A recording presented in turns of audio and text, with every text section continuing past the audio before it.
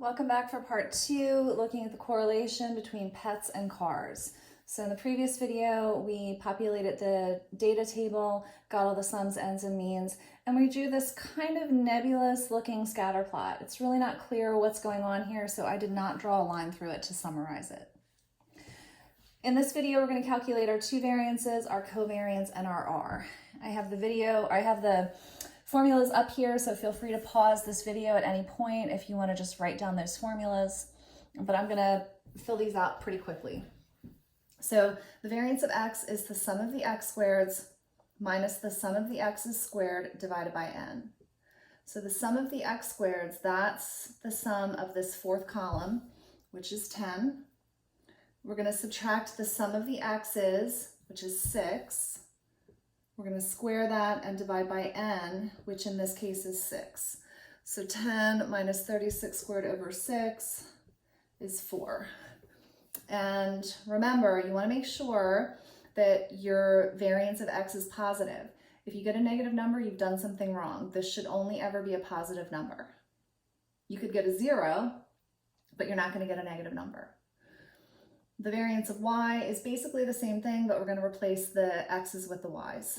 So we've got the sum of the y squareds minus the sum of the y squared divided by n. So the sum of the y squareds, that's the sum of this last column, which is 13. We're going to subtract the sum of the y's, which is 7. We're going to square that and divide just that second piece by n, which is 6. And when we do the math on that, our variance of y is 4.83. And just like the variance of x should be positive, so should the variance of y. If you get a negative number, you've done something wrong. Next, we've got our covariance, which is the sum of the xy's minus the sum of the x's times the sum of the y's divided by n.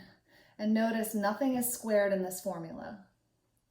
All right, so the sum of the xy's, that's the sum of this third column, which is 9. We're going to subtract the sum of the x's times the sum of the y's, which is 6 times 7, dividing just that last piece by 6. And when we do the math on this, this equals 2. Now remember, your covariance could be positive or negative. So if you get a negative number, all that tells you is the slope of the pattern is negative. In this case, we've got a positive, which means that the slope is positive leaning, maybe. We have to go through the steps of significance testing to know that for sure. Finally, we got the formula for R up here, which is the hardest part of the problem. We have the covariance of xy divided by the square root of the variance x times the variance y. And the formula itself is not hard. You just, if you're not real savvy with your calculator, you definitely want to take this one step at a time. So the first thing I'm going to do is plug in all my numbers. So my covariance is 2. I'm going to divide by the square root of my variance x, which is 4, times my variance of y, which is 4.83. All right, the next thing I'm going to do is I'm going to multiply 4 times 4.83, but I'm going to leave it underneath that square root sign. So 4 times 4.83 is 19.32.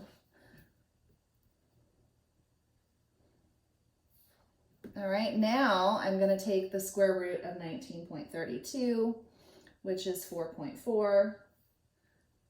And 2 divided by 4.4 equals 0.45. All right, so again, at this step of the process, you just want to stop and make sure that your number makes sense.